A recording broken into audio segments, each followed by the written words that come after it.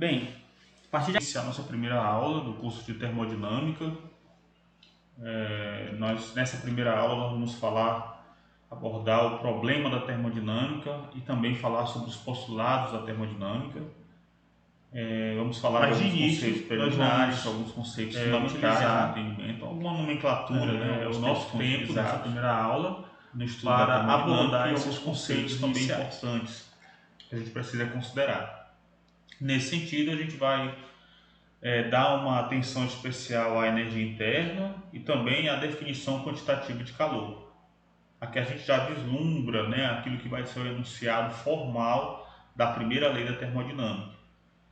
E aí, por fim, nesta aula, vamos considerar o problema básico da termodinâmica.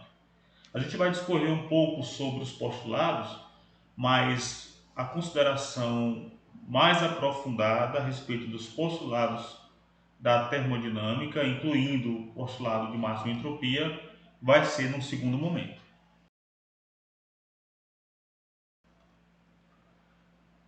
Neste curso, a ementa do curso contempla os conceitos básicos dos postulados, vamos começar a considerar agora.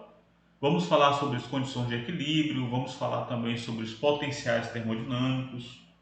Um outro ponto importante também na teoria da termodinâmica é a utilização ou o estudo das relações de Maxwell, a utilização ou aplicação das relações de Maxwell para descrever as propriedades de sistemas termodinâmicos.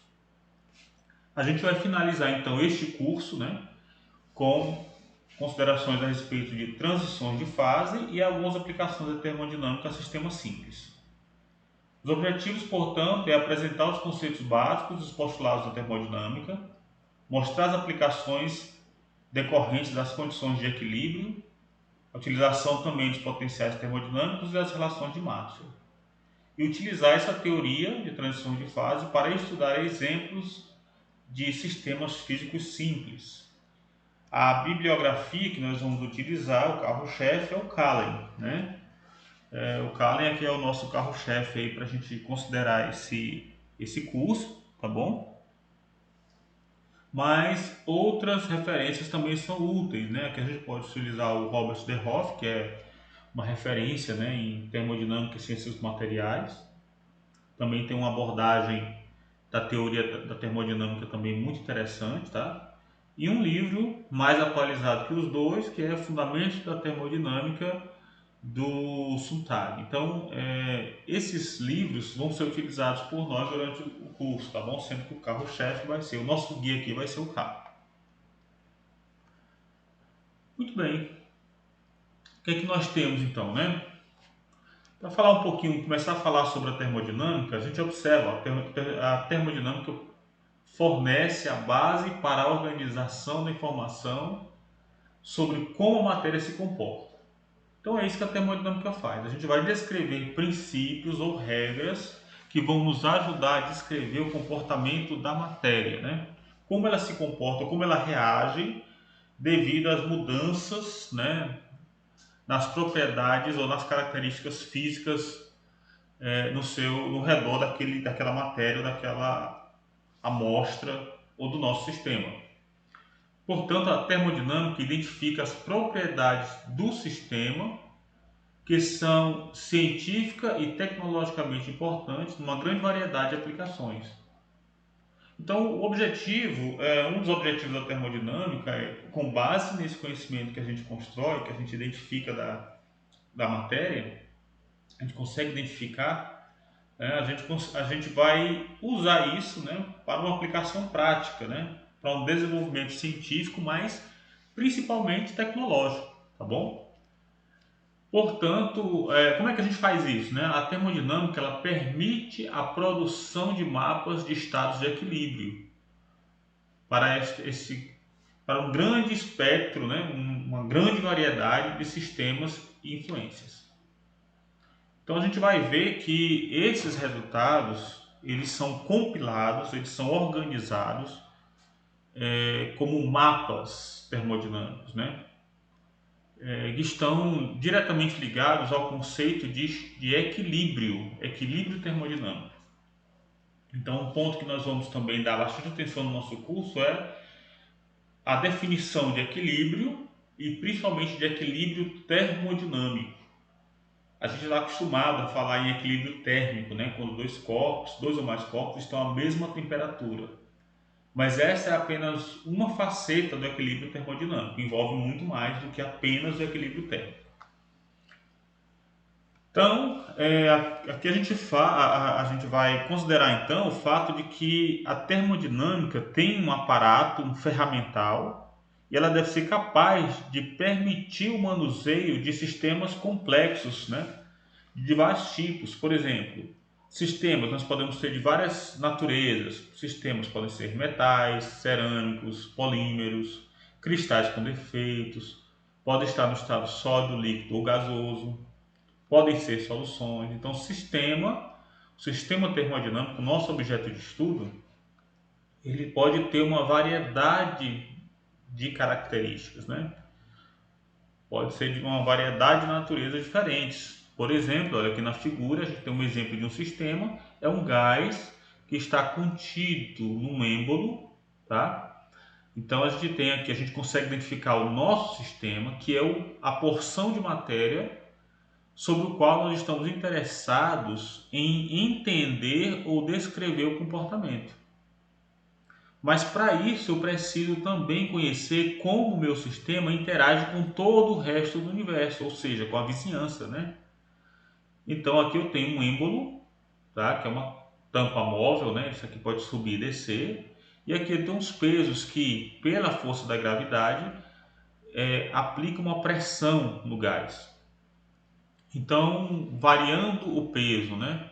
Eu vou variar a pressão e eu consigo mudar as propriedades, pressão, volume e temperatura do gás.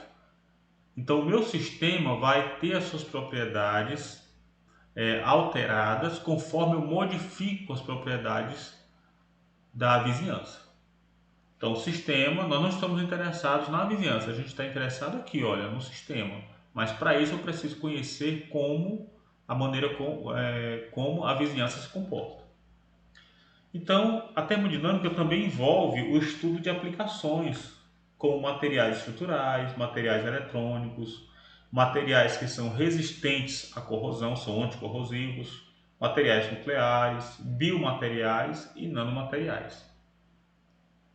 E para isso a gente precisa ver a influência do ambiente, né? Ou que tipo de comportamento ocorre na matéria, no meu sistema, caso eu ofereça alguma variação no nível térmico, mecânico, químico, interfacial. Aqui na fronteira, esse interfacial se refere, olha, à fronteira do sistema, aquilo que limita, aquela superfície que limita o sistema e que separa, distingue o sistema da vizinhança. E assim por diante, né? Então, por exemplo, definindo, né, de maneira formal, o sistema é a coleção de matéria, uma porção de matéria cujo comportamento é o foco do nosso interesse, tá bom? Então aqui, como a gente definiu na figurinha aqui, é o gás. Vizinhança é a matéria que circunda o sistema. Então tudo que está ao redor do meu sistema é a vizinhança. E interessante, né, que ele é alterada, as propriedades da vizinhança é alterada porque ele também interage com o sistema. Então o sistema ele não está plenamente isolado, nem sempre, né, está plenamente isolado da vizinhança. Pelo contrário, a gente só consegue obter informação sobre o sistema se a gente conhecer como ele e a vizinhança se comportam ou se relacionam. Aqui a gente fala de fronteira, né, que é um conceito implícito no sistema e na sua vizinhança. Quer dizer, se eu tenho um sistema, se eu defino o gás como um sistema e a vizinhança como os outros corpos, a fronteira é aquilo que distingue o meu sistema da vizinhança. Então ela delimita o limite, né? É um meio pelo qual ocorrem as trocas de interação, as trocas de informação entre o sistema e a minha vizinhança. E então nós falamos das propriedades, né? As propriedades são características, necessários para a definição do sistema. Quer dizer, que características do gás eu estou interessado em obter? Por exemplo, o seu volume, a sua temperatura, a quantidade de matéria, o número de moléculas, tá? E assim por diante. Portanto, aqui tem um esqueminha para a gente poder enxergar isso. Olha, imagine que nós temos um sistema A, que pode ser o gás, um sistema A qualquer, mas também pode ser um bloco de gelo, que está dentro de um recipiente térmico, um recipiente, um copinho de isopor, por exemplo. Pode ser, por exemplo, um alimento dentro de uma panela de pressão, está cozinhando na cozinha da minha casa, Então está aqui o sistema A e a vizinhança. Então, inicialmente, se a vizinhança não tem suas propriedades alteradas, ela não vai transmitir qualquer alteração para o sistema A e ele permanece como está. Então, quando isso acontece, nessa situação, a gente diz que a condição inicial está equilibrada. Então, nós estamos aqui numa condição inicial equilibrada. Mas, se alguma mudança acontece na vizinhança, a vizinhança muda de vizinhança 1 para a vizinhança 2. Por exemplo, eu posso pegar aquele recipiente, aquele meu cubo de gelo que estava dentro de um copinho de isopor e colocar ele dentro, em cima de uma panela que está em contato com a chama do fogão, por exemplo. Então eu mudei a vizinhança, a vizinhança 1 virou a vizinhança 2. Então, se eu causo alguma mudança na vizinhança, naturalmente o sistema que estava no estado A, de um jeito A, ele começa a evoluir para o estado B, para uma outra condição. Então ele deixa de ser gelo, por exemplo, no exemplo que a gente está considerando, deixa de ser gelo para ser água líquida, Tá certo? Então, pela mudança na vizinhança, a gente consegue promover uma mudança no meu sistema. E se eu souber como a vizinhança e o sistema interagem, e conseguir descrever também como a vizinhança se comporta, eu vou conseguir descrever completamente qual é o estado B do meu sistema, se ele estava no estado A, onde ele vai chegar. Eu consigo determinar o estado final do meu sistema. Sendo assim, olha, o que nós conversamos, o ponto aqui que a gente pode considerar é o que da vizinhança 2 deve ser identificado para converter, ou deve ser feito, para que o sistema se converta de A para B. Por exemplo, olha, que mudança de temperatura eu posso usar para transformar ferro na configuração BCC para o ferro na configuração FCC. Então aqui é uma configuração cúbica de corpo centrado, BCC, é Body Cubic, Centered Cubic, e o FCC é cúbica de face centrada. Então são configurações em que os átomos de ferro se organizam numa rede cristalina. Acontece que eu posso ter a BCC numa configuração, numa determinada condição, mas se eu aquecer, eu transformo o ferro de BCC para FCC. É equivalente a eu ter a mesma água no estado sólido e aquecer, fundir a água, o gelo, quer dizer, derreter o gelo para transformar em água líquida. É semelhante de ferro BCC para ferro FCC. Então a questão que a gente está interessado é em obter, a partir do conhecimento da vizinhança e a relação dela com o sistema, saber o que eu preciso fazer com a vizinhança para que o meu sistema evolua do sistema A para o sistema B.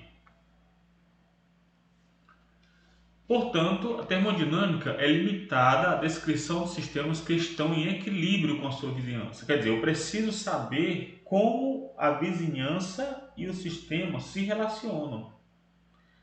Acontece que as relações, a maneira como elas se relacionam não é de velocidade infinita. Então, sempre que você pegar, por exemplo, aquecer, colocar uma água num recipiente, levar a chama do fogão, para você fazer um café, por exemplo, você tem que esperar um tempo para ele ir aquecendo. Ele não aquece de 23 graus Celsius para 100 graus Celsius assim, no estalar de dedos. Não, isso não acontece. Mas a coisa acontece de modo lento, de tal maneira que tem como a gente identificar completamente a relação ou a taxa de transferência de informação entre a vizinhança e o meu sistema. Então o objetivo é fazer isso por meio de mapas de equilíbrio. Por exemplo, esse diagrama aqui, o diagrama da pressão pela temperatura, pressão em atmosfera e temperatura em Kelvin. Então, nesse mapa, eu consigo, dependendo do valor de temperatura e pressão que eu tiver, eu consigo descrever ou prever, né, qual vai ser o estado, uma fase, né, com a qual a água vai se encontrar. Então, aqui é o diagrama de fase para a água, tá? Por exemplo, no estado de vapor, aqui eu descrevo o líquido e aqui é o sólido. Então, por exemplo, se eu estou no estado 1, o que acontece então se nesse estado 1 eu tenho uma temperatura e uma determinada pressão. Se eu estou no estado 1 e eu diminuir apenas a pressão, diminuir apenas a temperatura, mas mantendo a pressão constante, o que acontece é que esse vapor vai se transformar em líquido, tá? Mas a mesma coisa acontece se eu mantiver a temperatura e aumentar a pressão. Eu também vou ter líquido. Então, do 1 para o 2 e do 1 para o 3 ocorre a mesma mudança de água no estado de vapor para o estado líquido. É o que a gente chama de condensação, né? Por outro lado, se eu estou no estado 4, no estado líquido, onde eu tenho a temperatura de 273 Kelvin, tá? E uma pressão bem alta aqui, olha, acima de uma atmosfera, mas se eu mantiver a temperatura constante e apenas diminuir a pressão, se eu diminuir a pressão, eu saio de líquido para o sólido. Então eu vou promover aí a solidificação da água. E assim por diante. Então a gente consegue determinar, prever, variando as propriedades ou comportamento, as características do ambiente, a gente consegue determinar também o que vai acontecer com o nosso sistema.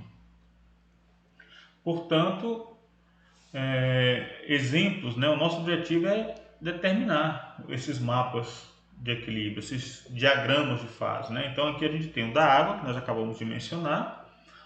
Perceba, olha, esse aqui é um diagrama semelhante ao da água, mas é o diagrama de fase para o molibdênio. Então, no molibdênio, a gente também tem aqui, olha, a fase de vapor, líquida e sólida. Então, a gente pode, por exemplo, né, a gente pode identificar aqui, olha, podemos marcar aqui, ó, isso aqui é a fase, aqui é o vapor, identificar aqui com o vapor, olha, esses diagramas, eles têm até certa semelhança, né? A fase de líquido, tá? Aqui é a fase de líquido. E podemos também identificar a fase sólida, tá? Essa aqui é a região, a zona, né? A zona do diagrama que é a sólida. Então a gente percebe que existe aí certa semelhança, né? Esses diagramas, eles têm uma semelhança, né?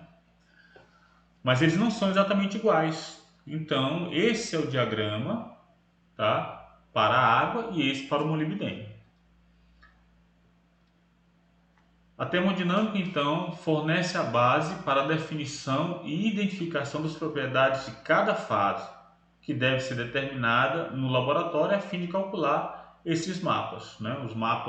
Esses mapas de termodinâmicos que contêm toda a informação a respeito do sistema.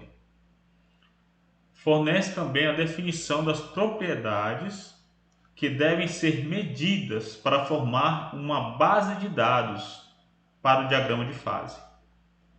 Então, como é que a gente vai encontrar, como é que a gente vai construir esses mapas, esses diagramas, né?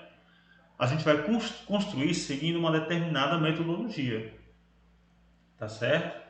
E a termodinâmica ela também vai dizer quais são os passos, qual é a metodologia que deve ser respeitada, que deve ser considerada quando a gente vai construir então aquele diagrama de fases para cada substância. O diagrama de fase não é o objetivo final, mas é um resumo da informação que nós temos a respeito do nosso sistema. Então, quando a gente fala que o objetivo é encontrar esses diagramas de fase, esse mapa de diagrama de fase, na realidade nós estamos falando de que com o estudo da termodinâmica a gente vai conseguir descrever com certa completeza, né, o nosso material. Então, o objetivo da termodinâmica é descrever o comportamento da matéria frente às interações com o universo, tá bom? Ou do nosso sistema frente às interações com o restante do universo. Enfim, princípios, né? O arcabouço, né? O ferramental da termodinâmica envolve os princípios, o uso de princípios, né? Que são as leis, definições, critérios para o equilíbrio. Aí qual é a metodologia? A estratégia, né? Cálculo de propriedades e a consideração das condições para o equilíbrio, né? O que a gente faz então? Com base nesse ferramental, nessas ferramentas aqui, a gente vai construir, tá, uma base de dados. A gente começa a compilar essa base de dados, né, obter várias informações e depois reunir tudo isso em mapas de estados de equilíbrio, que são, por exemplo, aqueles diagramas de fase que nós vimos. Mas existem também outros tipos de mapas de equilíbrio, né? Além do diagrama de fase,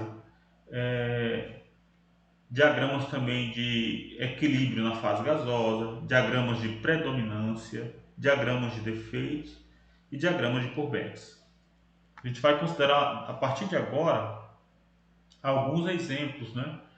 A cara, para que você possa ter uma ideia da cara, né, do aspecto desses diagramas.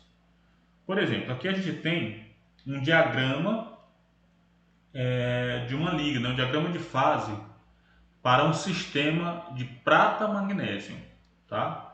Aqui a legenda fala que esse sistema está numa pressão de 1 atmosfera. Então vamos lá, nós colocamos uma amostra de prata e magnésio, tá bom? Num ambiente com uma pressão de 1 atmosfera. No diagrama, o que é que a gente vê? Na coluna da esquerda aqui, olha, né, nesse eixo, a gente vê a temperatura de 200 graus Celsius até 1000 graus Celsius. E no eixo X, nós vemos aqui o percentual atômico do magnésio. Tá bom? Então perceba, no extremo esquerdo nós temos 0 de magnésio e no extremo direito nós temos 100% de magnésio. Então se eu venho aqui para o 70, eu estou me referindo que aqui eu tenho 70% de magnésio e apenas 30% de prata. Aqui eu tenho 30% de magnésio e, portanto, 70% de prata. Se eu tenho uma amostra, por exemplo, aqui com 30% de magnésio e 70% de prata, se eu tiver a temperatura de 500 graus Celsius, o meu material, a minha amostra, vai ter as fases alfa e beta linha. Tá? Cada zona dessa descreve uma fase. Aí a gente percebe que não existe apenas 3 fases, né? Sólido, líquido e gasoso, né? São os 3 estados da matéria. Então, os estados da matéria, sólido, líquido e gasoso, até agora, existem mais do que isso. Mas as fases com as quais o material nas quais o material pode se encontrar, além de líquido, por exemplo, aqui a fase sólida, o estado sólido tem várias fases. Prata alfa, alfa mais beta linha, aqui a liga metálica em beta linha, beta' mais líquido, aqui é líquido e assim por diante. Então esse aqui é um diagrama de fase da liga prata-magnésio. Outro é um mapa de composição gasosa. Então aqui nós temos uma mistura, né? Aqui nós vamos ter oxigênio, hidrogênio e carbono. Então, à medida que a gente está nessa linha aqui, ó, nessa aresta desse triângulo, nessa aresta, nós temos apenas hidrogênio e oxigênio. Tá? Se eu estou nessa aresta, eu tenho apenas carbono e hidrogênio. E nessa outra, eu tenho carbono e oxigênio. E aqui na região, eu posso ter uma mistura deles. Então, aqui também é um outro tipo de mapa, reúne informação a respeito desse meu sistema aqui. Diagrama de predominância, como a gente vê, olha, diagrama de predominância log de P do S, né? Do enxofre, tá bom? E aqui do oxigênio, do O2. Então, à medida que eu vou andando aqui, variando, passeando por esse plano, a gente consegue determinar a predominância, né? Desses tipos, dos diversos tipos de material. Vou andar um pouquinho rápido para a gente poder ganhar tempo, tá bom? Outro exemplo, né? Diagrama de defeito cristalino, tá bom? Então isso aqui tem a ver com o defeito dentro de uma rede cristalina. Esse outro é um diagrama eletroquímico, tá? Que é a DDP em volts, né? Potencial eletroquímico, aqui o pH. Então a gente percebe que existem vários diagramas, né? Então a ideia é ler esses diagramas, tá? Como esse aqui, ó, ler os diagramas e interpretar, tirar a informação termodinâmica daí. Para isso a gente usa como base alguns alicerces, tá bom? Vamos considerar o primeiro deles aqui, os três primeiros, né? Vamos lá. O primeiro ponto que a gente tem que levar em conta são esses três fundamentos. Aqui são os três postulados. São três postulados, né, no qual a termodinâmica se apoia. Então a gente postula, primeiramente, que existe uma propriedade do universo chamada sua energia ou energia do universo, que não pode mudar qualquer que seja o processo que ocorra no universo.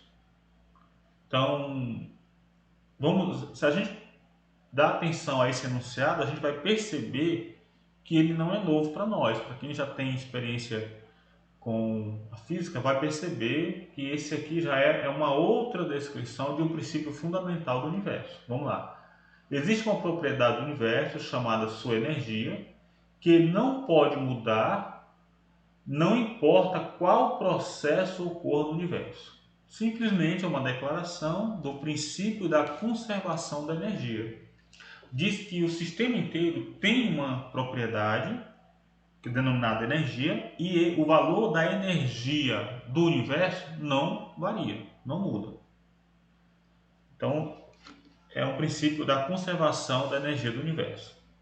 O 2, existe uma propriedade do universo, olha aqui, ó, outra propriedade chamada de sua entropia, ou seja, a entropia do universo, que pode apenas mudar em uma única direção, não importa qual processo ocorra no universo.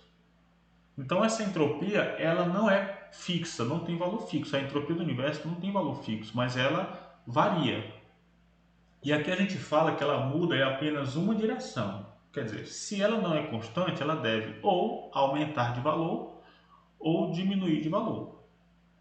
A gente não vai dizer qual é a seta, né, para onde vai, se vai para cima ou para baixo, mas a gente está considerando aqui que ele muda, tá?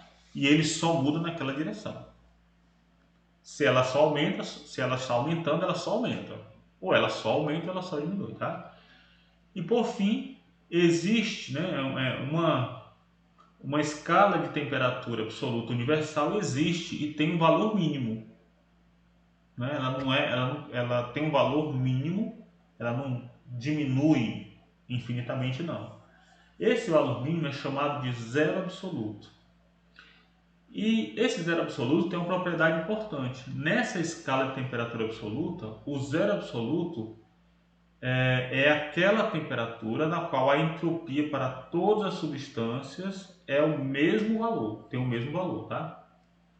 Então, o que define, né, o zero da escala do zero absoluto, da escala absoluta, né, e universal, é o fato de que a entropia para todas as substâncias tem o mesmo valor.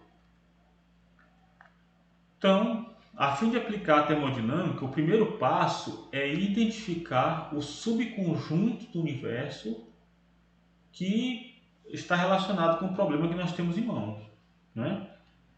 Aí é necessário para isso ser bem explícito, né? Descrever bem a natureza do conteúdo do sistema e a localização específica e as características da vizinhança. Então é importante identificar quem são a vizinhança, quem é o sistema, quem é a vizinhança e quem é a fronteira, tá bom? Por exemplo, aqui a gente tem, olha, o meu sistema, tá? Meu sistema, ele tem algumas características, por exemplo, posso caracterizar o meu sistema dando o valor da temperatura dele, da pressão e a composição, volume, etc. Então, uma vez que eu defini o meu sistema, a minha fronteira também está estabelecida para que eu possa considerar o ambiente, a vizinhança, e aí definir, deixar bem claro como é que esses dois, tanto a vizinhança quanto o sistema, como é que eles interagem entre si. Então, o problema básico da termodinâmica é o único e o problema totalmente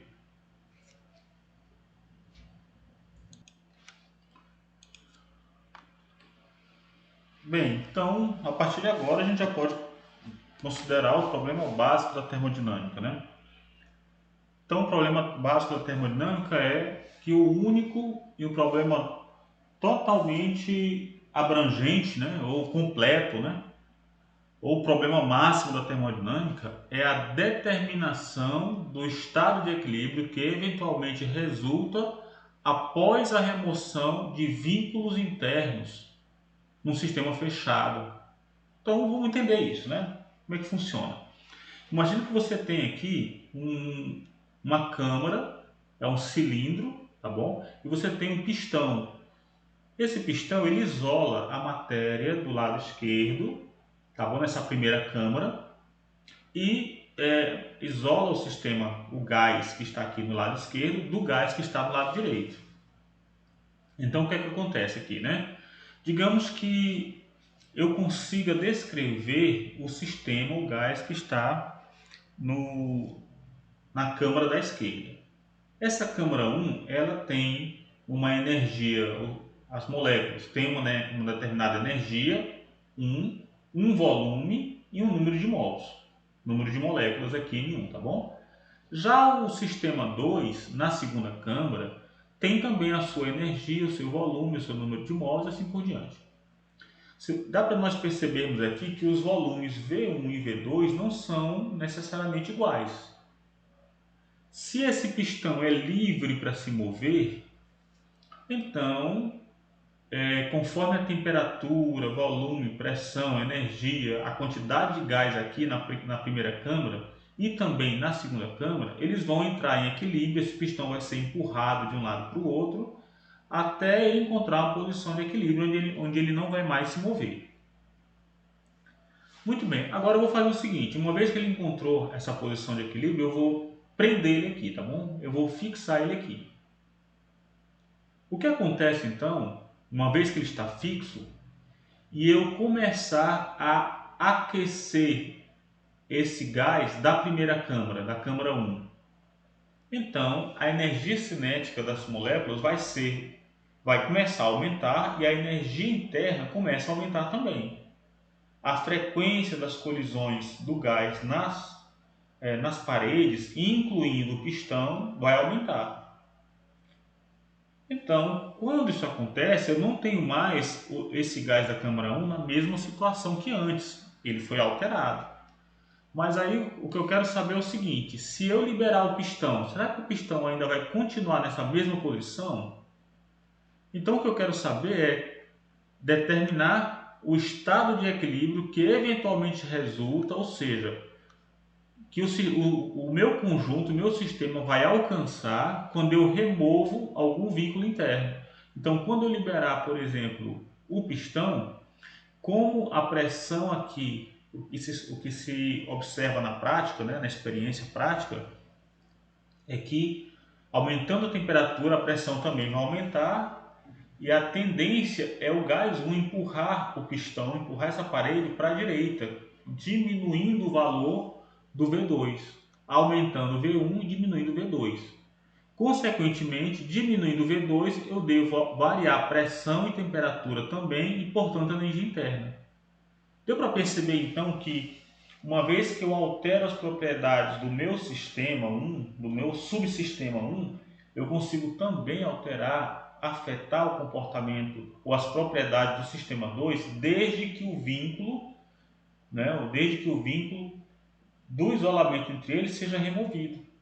Se eu deixar o pistão 1 isolando mecanicamente e colocar um isolamento termodinâmico também, aí eu posso alterar o subsistema 1 sem alterar as propriedades do subsistema 2. Mas aqui a condição é, uma vez que a partir da primeira condição de equilíbrio, se eu alterar o primeiro e liberar o pistão, qual vai ser a nova posição do pistão? Qual vai ser os novos valores das propriedades do sistema 2? Esse é que é o grande objetivo, o objetivo principal, o problema básico da termodinâmica. Em outras palavras, a gente quer saber isso, né? O meu sistema está em determinado estado, quer dizer, eu estou descrevendo o meu sistema pelas suas propriedades, temperatura, pressão e volume, por exemplo. Então, TA, PA e VA descrevem o estado A, e eu promovo, por meio do que nós chamamos de processo termodinâmico, eu promovo a mudança no valor da temperatura de TA para TB, de PA para PB, de VA para VB. Então, antes eu tinha esse estado, o estado A, e se elas mudam, são alteradas, o valor dessas propriedades são alteradas, eu vou passar para esse outro valor de propriedades. Então, o estado não é mais o estado A, o estado agora vai ser o estado B. O que eu quero é, uma vez que eu conheço o processo e conheço o estado inicial, eu consigo determinar completamente o estado final. Nesse ponto, a gente precisa também considerar essas propriedades aí, né? Existem duas classes de propriedades, chamadas propriedades intensivas e propriedades extensivas. O que são as propriedades extensivas? São aquelas em que o valor se refere ao sistema como um todo. Por exemplo, o volume, o número de mols, a energia interna e a entropia. São propriedades extensivas. O que é a propriedade extensiva, né? Elas dependem do tamanho do sistema, né? Então elas dependem do tamanho total do sistema. Se eu dobrar a quantidade de matéria, se eu dobrar o meu sistema, aquela propriedade acompanha essa mudança. Então, dobrar a quantidade de matéria também vai dobrar o valor das propriedades extensivas. Aqui fica fácil, né? Se eu tiver um volume de um litro de água, por exemplo, né? Se no recipiente eu colocar outro litro de água, o volume vai passar para 2. Embora a gente esteja falando de capacidade, né? Litro é a unidade de capacidade, mas vamos nos referir aqui, por uma questão de simplicidade, que nós estamos falando de volume, tá? Embora o volume seja medido em metro cúbico, né? Então estaríamos falando aí de, por exemplo, 1000 decímetros cúbicos, né? Mas, enfim, vamos lá. Então, se eu tenho um recipiente, uma quantidade de 1 litro de água, ocupando um determinado volume. Se eu dobrar a quantidade de matéria, colocar mais outro litro de água ali no recipiente, o volume vai ocupar agora o dobro do volume inicial. Assim como o número de moléculas, assim como a energia interna e assim como a entropia. Então, propriedade extensiva é aquela que se refere ao sistema como um todo. Por outro lado, uma propriedade intensiva se refere às grandezas que estão associadas a pontos do sistema. São propriedades pontuais, por exemplo, a temperatura e a pressão. Como assim a temperatura? a temperatura é uma propriedade pontual, ela é uma propriedade, é uma característica, uma grandeza pontual. Ela depende do local onde você está sondando a temperatura. No mesmo objeto ou no mesmo ambiente, por exemplo, numa sala, na sala ou do quarto onde você está agora, você pode colocar o termômetro na saída do ar-condicionado, perto da janela, perto da porta, e você vai observar que no mesmo ambiente eu tenho valores de temperatura diferentes. Quando a gente mede a temperatura de um corpo extenso, a gente está falando na realidade de um valor ou de uma medida característica, né? Ela é representativa, mas não quer dizer que todo o corpo tem a mesma temperatura. Por exemplo, a medição da temperatura do corpo humano. Geralmente a gente pega o termômetro, coloca na axila, né? E aí a gente vê a temperatura. Sabe se a pessoa está com febre ou não. Mas não quer dizer que a temperatura da axila seja igual à temperatura, por exemplo, na testa, tá? Ou debaixo do outro braço, ou então na mão, tá? Ou embaixo do pé. Então a temperatura, ou no ventre, né? Então a temperatura do corpo é diferente, né? As diversas regiões do corpo têm temperaturas diferentes. Então são temperaturas, são valores de grandeza pontuais, assim como a pressão também. Então pode-se derivar as propriedades intensivas, ou seja, pode-se obter as propriedades intensivas a partir das extensivas. Basta considerar o volume do objeto tendendo a zero. Então a gente vai ter o valor de uma propriedade pontual. Então, extensivo se refere ao corpo todo, intensivo se refere, né, a uma medida ponto a ponto. Bem, três grandes. Agora falando um pouquinho sobre o conceito de energia interna. Até agora a gente está apresentando, revisando esse conteúdo para que a gente se familiarize primeiro com a nomenclatura, né, com o arcabouço da termodinâmica. E agora, um dos conceitos importantes também no estudo da termodinâmica é o conceito de energia interna. Então, três categorias de energia têm sido identificadas pela experiência científica, né? Pela observação da natureza. Primeiro, são três categorias distintas. Então, na realidade, existem outras modalidades de energia, tá? Mas do que se observou até hoje, todas elas podem ser enquadradas em uma dessas três categorias. Então, a primeira é a energia cinética, que está associada com o movimento. Esse movimento pode ser um movimento translacional ou rotacional de uma partícula ou de um corpo. Tá? Então, a energia cinética é a energia relacionada ao movimento. Energia potencial é uma energia que está associada com a posição de uma partícula de um corpo, dentro de um campo de força ou dentro de um campo potencial. Por exemplo, aí, em termos de energia potencial, a gente pode ter energia elétrica, energia potencial gravitacional, que nós sentimos agora, nesse exato momento, estamos vivendo isso. Então, quando você sobe uma escada no prédio, né, você está andando no sentido de um potencial cada vez maior, você está subindo a escada de um prédio, então você está aumentando a energia potencial do sistema. Como é uma energia que depende da posição, é a sua posição com relação ao centro do planeta Terra. Então, à medida que você está subindo, você está mudando a distância até o centro da Terra, aumentando a energia potencial gravitacional. A gente pode devolver isso rapidinho, é só pular do prédio, né? A gente pula do prédio, a gente devolve essa energia rapidinho. Só que a gente ganha energia cinética na colisão, né? E aí o remédio, o resultado final é a colisão com o Sol. Não é nada agradável, né, fazer esse experimento. E a terceira categoria, além da energia cinética e potencial, a terceira categoria é denominada de energia interna. Ela está associada com uma condição interna do corpo, do objeto, né? E não depende nem da posição e nem do movimento no espaço. Então, a energia interna é uma energia que é armazenada na configuração, tá, das moléculas que compõem um corpo, um determinado objeto. E isso não está relacionado com a velocidade do objeto no espaço, e nem rotação, nem translação, e nem com a posição do objeto, mas com a posição e a configuração relativa das diversas moléculas que compõem um determinado objeto. Portanto, se U é uma função, a energia interna é uma função de estado termodinâmica. Para qualquer processo, a variação de energia interna, então sempre que a gente falar em delta, né? Delta é uma variação. Delta U é o valor dessa grandeza U final, valor final, depois de um processo, né? Valor final menos valor inicial. Então ele diz aqui, para qualquer processo, definimos delta U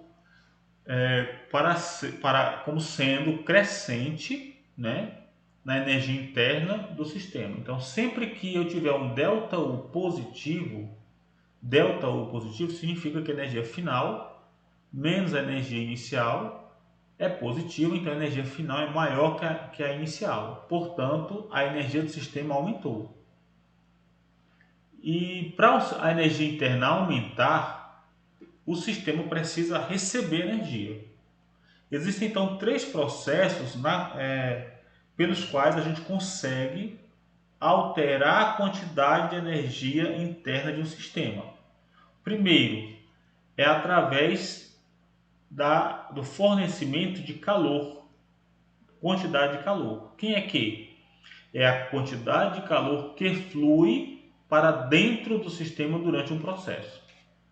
Então a gente pode dar energia para um sistema para que ele aumente a energia interna dele, começa a aumentar quando o calor é fornecido da vizinhança para o sistema através da fronteira. Então a primeira maneira de transferir energia é na forma de calor. A outra maneira é pelo meio do trabalho mecânico. Como é que é o trabalho mecânico W, né? Trabalho mecânico, o W é o trabalho mecânico realizado sobre o sistema. Percebam, trabalho W é o trabalho mecânico realizado sobre o sistema por uma força exercida por uma pressão externa na vizinhança. Então, quando alguém de fora pressiona a fronteira a fim de diminuir o volume do sistema, trabalho mecânico está sendo realizado sobre o sistema. Então, o trabalho realizado sobre o sistema é o ambiente, a vizinhança, exercendo uma pressão sobre o sistema a fim de diminuir o seu volume. E quando isso acontece, o sistema ganha energia, fazendo a sua energia interna aumentar. Tá certo? Um outro tipo de trabalho que nós podemos considerar é esse W' aqui, que é definido como todos os outros tipos de trabalho realizados durante um processo que não é o trabalho mecânico. Ah, tem outro trabalho? Tem. A gente tem outro trabalho que não é mecânico? Tem um trabalho elétrico, trabalho realizado por cargas elétricas, trabalho realizado na presença de corrente elétrica, né? Tem um trabalho trabalho químico, tá bom? Então existem outros tipos, tá? No geral, a gente considera mesmo a quantidade de calor trocada com o ambiente e o trabalho mecânico, mas para nós podemos saber também que existe trabalho de outro tipo, de outra natureza. Então, resumindo, olha, a energia interna varia, tá? A energia interna ela vai variar, ela vai ter uma variação positiva quando o calor entra no sistema, tá?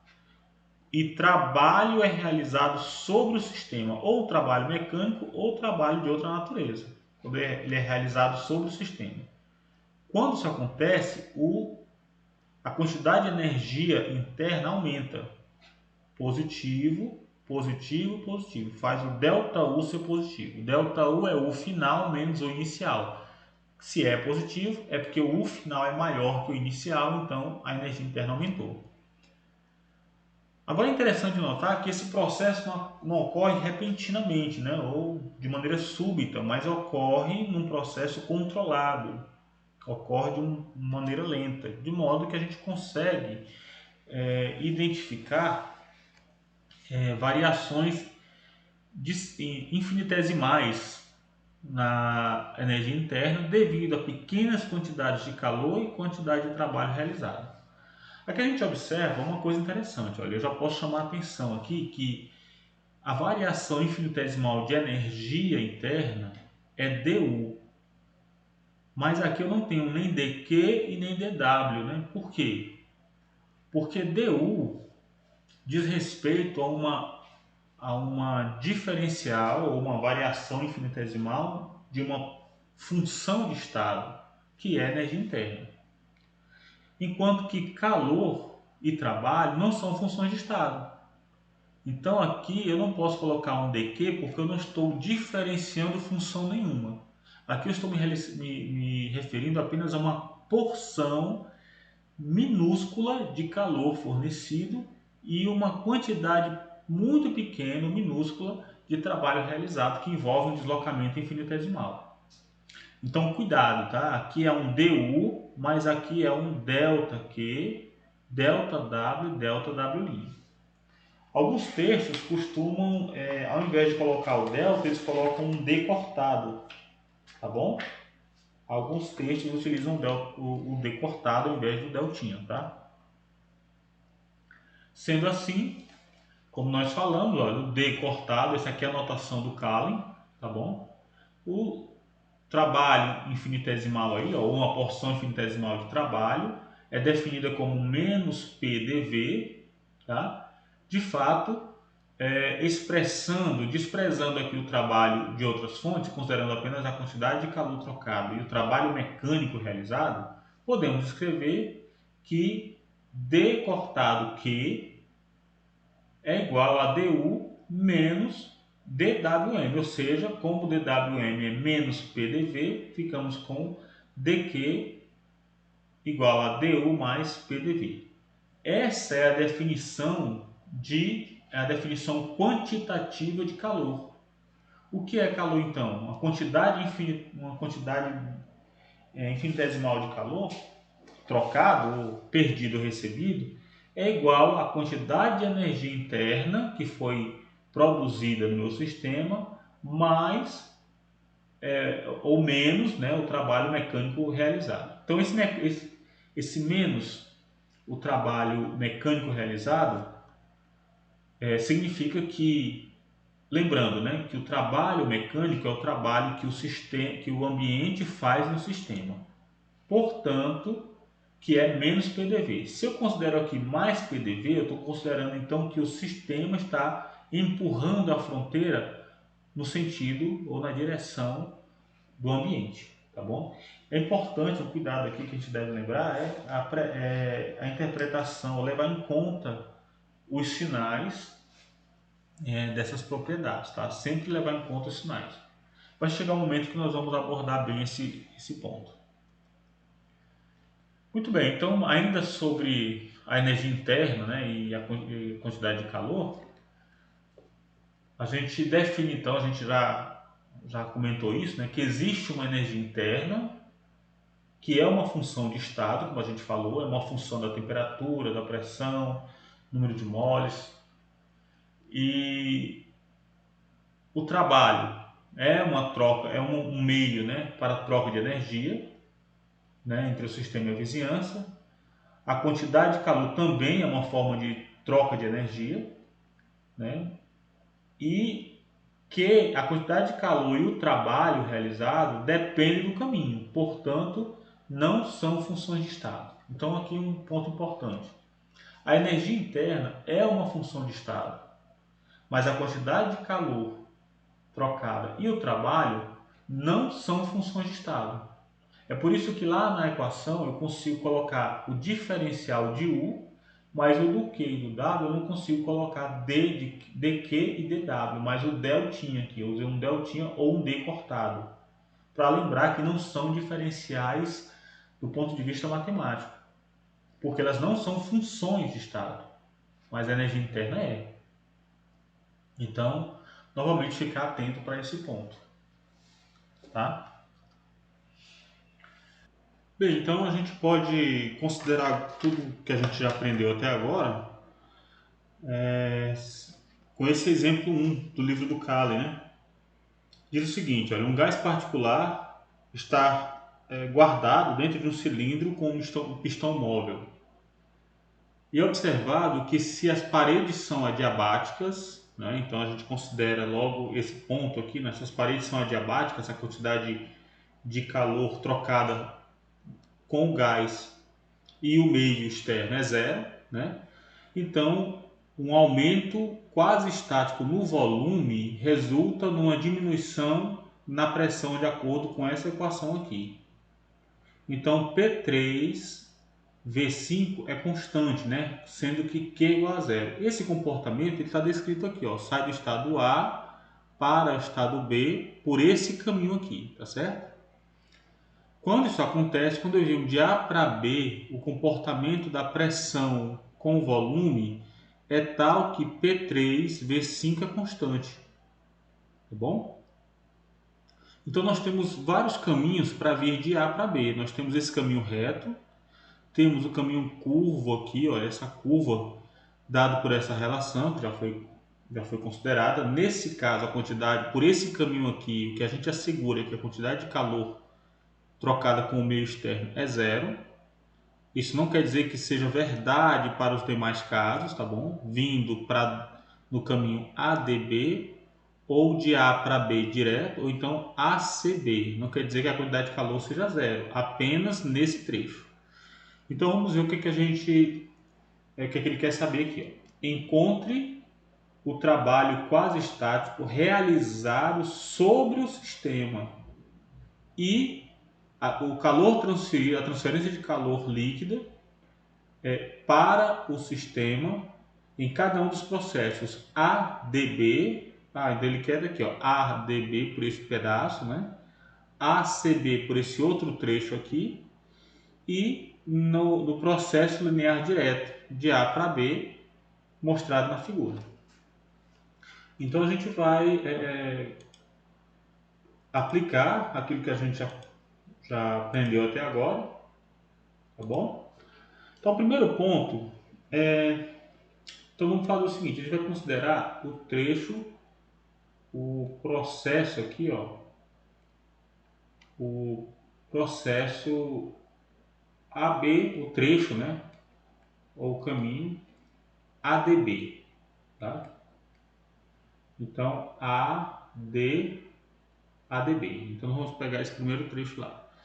Para calcular, por exemplo, o trabalho, a gente vai o trabalho ADB, trabalho no primeiro trecho, nós podemos escrever ele como sendo o trabalho de A para D mais o trabalho de D para B, sendo que o trabalho realizado sobre o sistema ele é definido como menos a integral de PDV. Então vamos lá, para calcular o trabalho no trecho AD, basta aplicar menos a integral de P dV e identificar os limites. Como o processo no trecho de A para D, a pressão se mantém constante e é igual ao valor na pressão A, no ponto A, então eu posso escrever PA, poderia também escrever PD, porque o valor da pressão é sempre 10 elevado a 5 Pascal, né?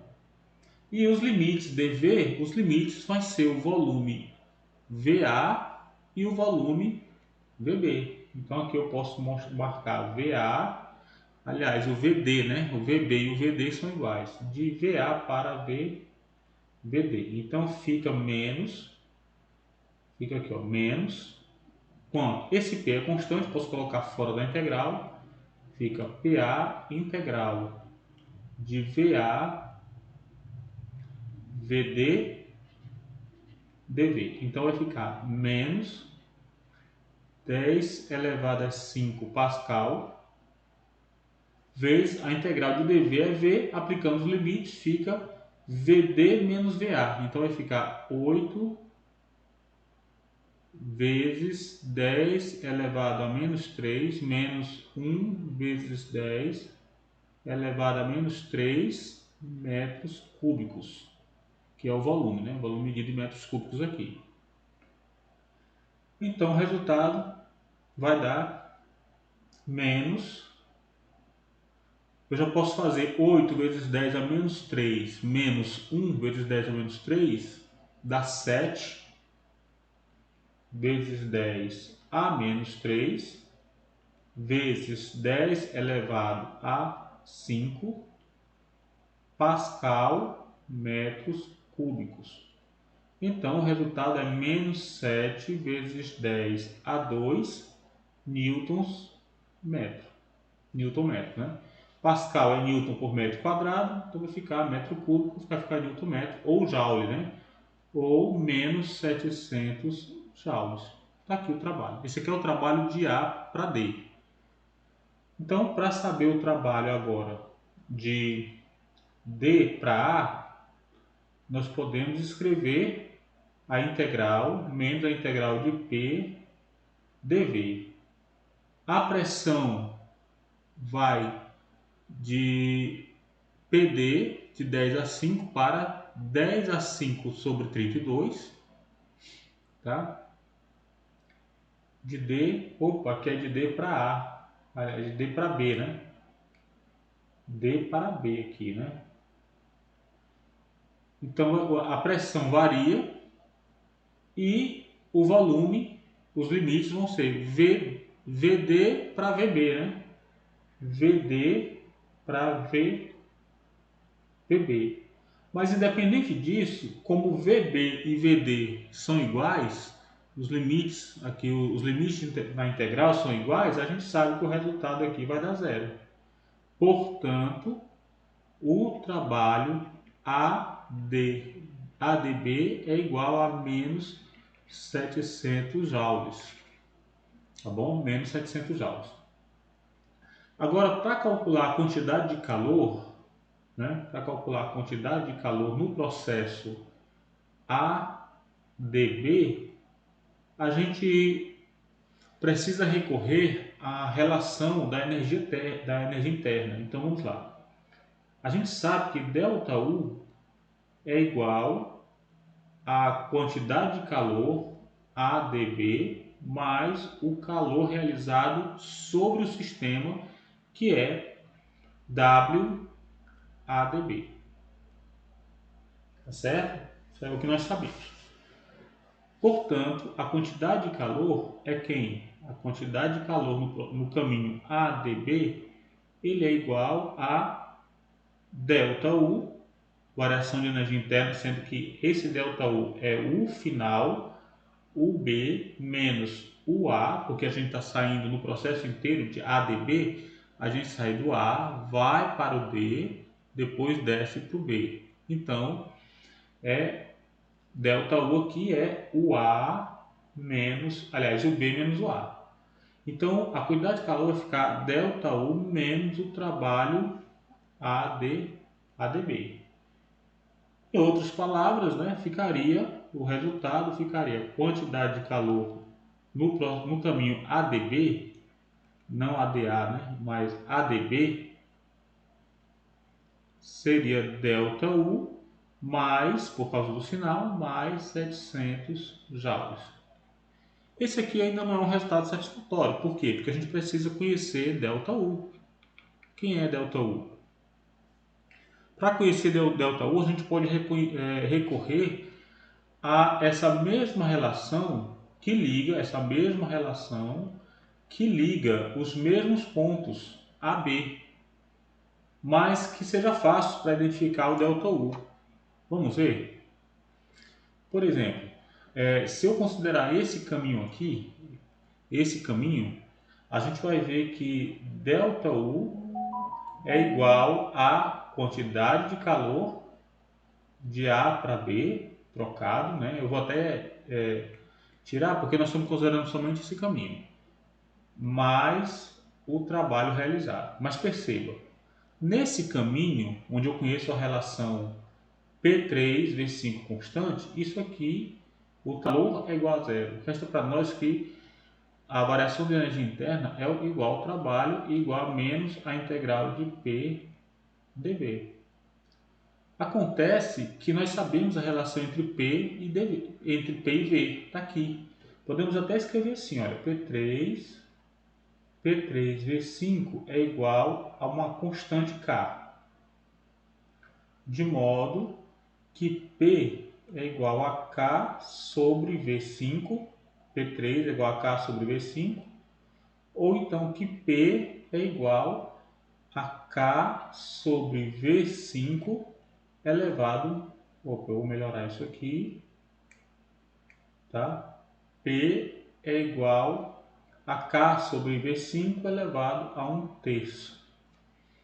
Então podemos agora calcular. Vamos ver quanto é que dá o trabalho de A para B por esse caminho aqui, tá? Vamos lá. Trabalho vai ser quem? Vai ser menos a integral de K elevado a 1/3 sobre V elevado a 5/3 aqui embaixo, de VA para VB, não VB aqui, né? De VA até VB dV, ou menos K elevado a 1/3, integral de VA até VB, V elevado a menos 5/3 dV. Então aqui fica fácil para resolver, né?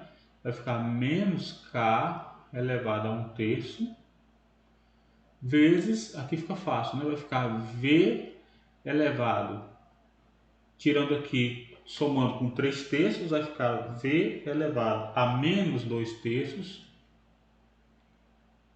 sobre menos 2/3, aplicando os limites de VA até VB.